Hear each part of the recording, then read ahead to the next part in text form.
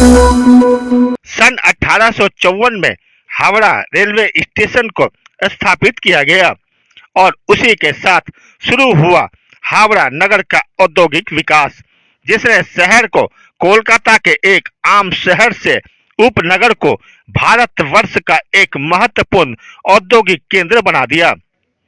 20 मई को यहाँ भी 5वें चरण में लोकसभा चुनाव है। एक समीक्षा के अनुसार हावड़ा की जनता को इस बार एक साफ छवि व्यक्तित्व वाले सांसद की जरूरत है, क्योंकि किसी भी राजनीतिक दल के सांसद ने वो विकास नहीं किया और न ही जनता को वो हक दिला पाए जिसकी हावड़ा की जनता को सबसे ज्यादा जरूरत है। इसी क्षेत्र से ऑल इंडिया आर्य महासभा पार्टी के टिकट पर चुनाव लड़ रहे हैं राजेश कुमार प्रसाद, जो एक चार्टर्ड अकाउंटेंट है और स्वच्छ छवि वाले व्यक्ति भी।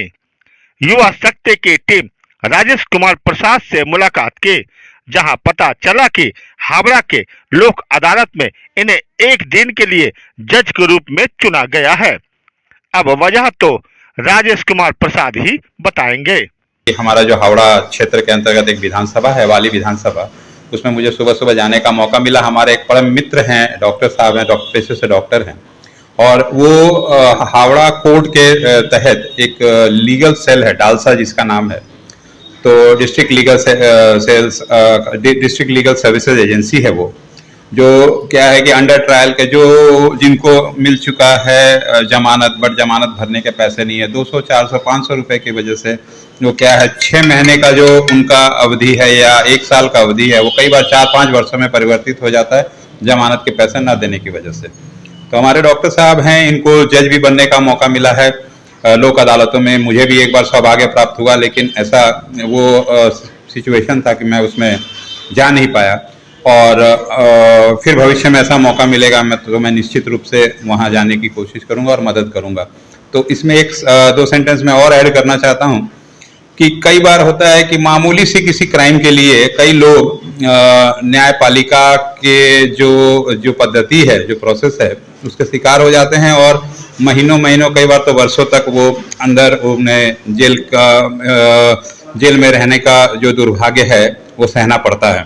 कई बार कई मन से कई लोगों ने कहा है, कई जजों ने कहा है कि इन्हें मुफ्त की जो सरकारी सुविधाएं हैं, जैसे लीगल एडवाइस हो गया, जैसे लीगल सपोर्ट हो गया, वो मिलनी चाहिए, लेकिन उन तक भी उनकी पहुंच नहीं है। हम इस लोक अदालत के माध्यम से, या आप कह सकते हैं कि जो माध्यम से हम कोशिश ये कर रहे हैं कि उन सभी व्यक्तियों तक पहुंचे जो जिनको इसकी सख्त जरूरत है, और हम चाहते हैं कि ये जो लोक अदालत वाला जो सिस्टम है या सुविधा है, इसके माध्यम से बहुत लोग लाभान्वित हों जिनको अपने अधिकारों का पता नहीं।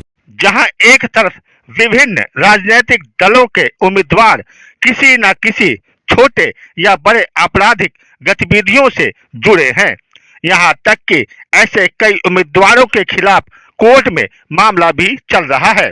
वहीं राजेश कुमार प्रसाद को एक दिन का जज बनाने की तैयारी चल रही है। चुनाव ज्यों-ज्यों नजदीक आते जा रहे हैं, राजेश कुमार को समर्थन ज्यादा से ज्यादा मिलना लगा है। युवा शक्ति के लिए लखन भारती की रिपोर्ट। अपने इलाके की खबरों को जानने के लिए युवा शक्ति चैनल को सब्सक्राइब करें।